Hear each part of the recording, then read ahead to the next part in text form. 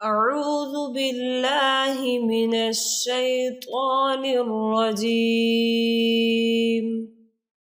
بسم الله الرحمن الرحيم. قل أعوذ برب الفلق من شر ما خلق ومن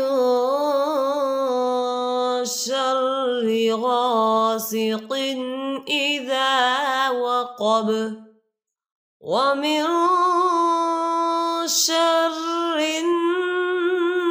النفاثات في العقد ومن شر حاسد إذا حسد.